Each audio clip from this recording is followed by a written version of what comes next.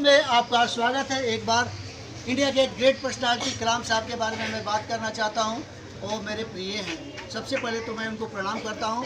Dear students, एक ऐसा बालक जो कि तमिलनाडु के रामेश्वरम के पास उनका जन्म हुआ, बहुत गरीबी में जन्म हुआ। पापा नौका चलाने का काम करते थे, मछुआरा काम करते थे। उनके पापा रामेश्वरम में लोगों को रामेश्वरम धाम पहुँचाने का काम करते थे। मुसीबत जब आता है बहुत कुछ ठान ले जाता है, और एक समय मुसीबत आया, चक्रवात आया और उनका सारा नौका क्या हो गया, खाक हो गया। कलाम साहब के परिवार रोड पर आ गए, भोजन के मुहताज हो गए।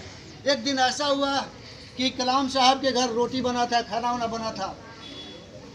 भाई कम ही रोटी था, भाई खा रहे थे ये, और ये देख रहे थे, एक रोटी लेके चुप थे। दूसरा भाई माँ रोटी।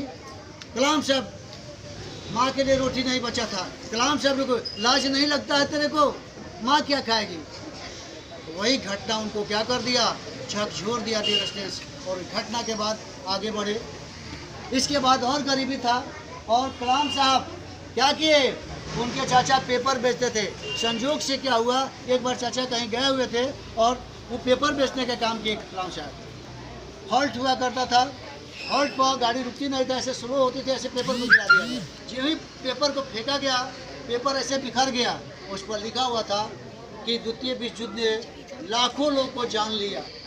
और कलाम साहब पेपर उठाते रहे और उसी दिन संकल्प किए कि मेरे को भी साइंटिस्ट बनना है। साइंस में इतना ताकत होता है, और वो ताकत इसके बाद मैथमेटिक्स के अनिल सर भी आया है। मैथमेटिक्स के एक टीचर थे, कलाम साहब मैथमेटिक्स में कमज़ोर थे। एक बार क्या किए कि कलाम साहब मैथमेटिक्स का जहाँ क्लास चल रहा था, दूसरे क्लास में क्या हो गए, चले गए। तब तक से कोई टीचर उसको बहुत पीट दिया, तू मैथमेटिक्स पढ़ने चले हो और तेरे को रूम भी पता नहीं है कहाँ पर मैथमेटिक्स की क्लास होगा। और कलाम साहब उसी को चैलेंज लिए और हमेशा मैथमेटिक्स को इतना अच्छा किए कि हमेशा मैथमेटिक्स में क्या होते रहे, 100 में 100 नंबर लाते रहे, 100 बाई 100। ज़िंदगी में बहुत ऐसे लोग हैं डेली डांट मार खाते हैं, कोई असर नहीं पड़ता है, लेकिन जिसको बनना होता है एक डांट उनको महान बना देता है डियर स्टूडेंट्स।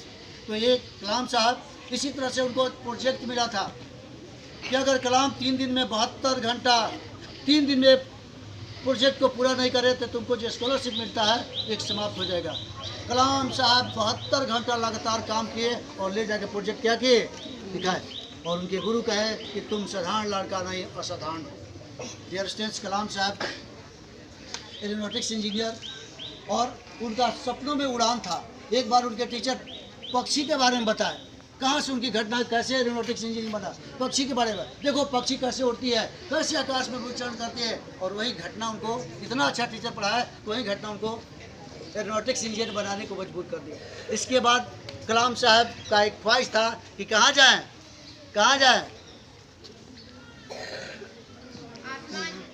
आसमान में तो जाए, लेकिन सेना में और उसमें डिफेंस में।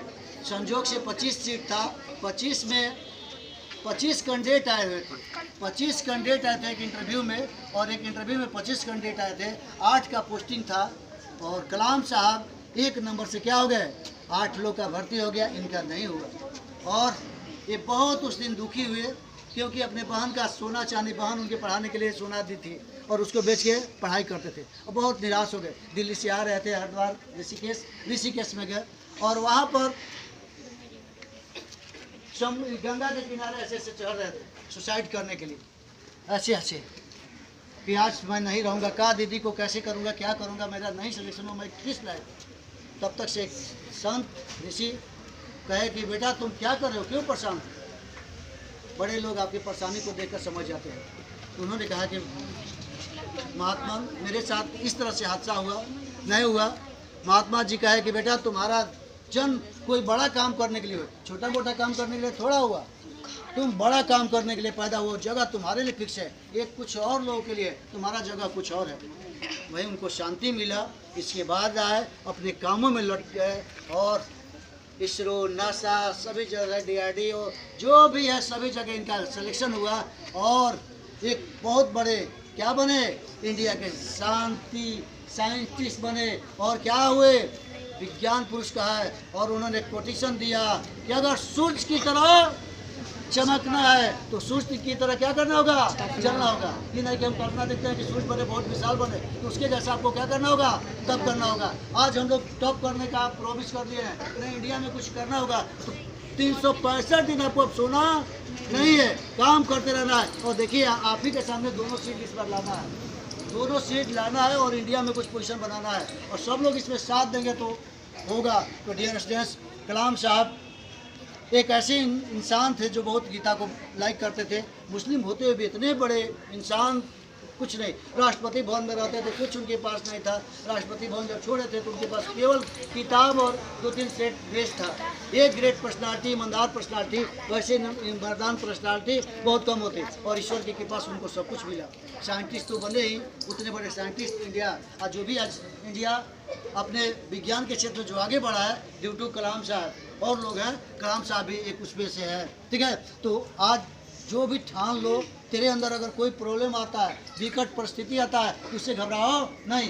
परिस्थितियाँ जो है चांस पैदा करती है, कुछ सोचने के लिए मजबूर करती है, और बार बार कुछ ना कुछ हो रहा है तेरे साथ, टेंशन, घटना, दुर्घटना या कुछ भी हो रहा है ज़िंदगी में बहुत, तो हम लोग क्या होते हैं, निराश हो जाते हैं। ईश्वर आपको देखते हैं कि इसमें बैलेंस करने की कैपेसिटी है या नहीं, और बैलेंस करने की कैपेसिटी आप में है तो फिर आपको बड़ा पोस्ट देते हैं, ठीक है। और कलाम साहब के साथ भी यही हुआ कि बहुत बड़े साइंटिस्ट हुए, मिसाइल मैन बने, और इंडिया का सबसे पहला व्यक्ति पोस्ट कौन होता है, राष्ट्रपति। और कलाम साहब क्या किए, राष्ट्रपति बने। और लास्ट उनका देहांत भी कैसे हुआ, MBA कॉलेज में भाषण दे रहे थे, उसी समय हार्ट बीट बढ़ा और नहीं रहे। तो महापुरुष लोग, ग्रेट पर्सनालिटी बहुत दिन धरती पर नहीं रहते हैं, कम दिन के लिए आते हैं, रोल करके क्या होते हैं, चले जाते हैं। इसलिए डियर स्टूडेंट्स, आप भी अपने ज़िंदगी में, आज हम लोग का पार्ट 2 टैलेंट नंबर 1 शो का पार्ट 2 होगा। इसी तरह से 100 एपिसोड हम लोग को पूरा करना है। उम्मीद है जो भी बच्चा अच्छा होगा इससे मोटिवेट होगा और आगे बढ़ेगा।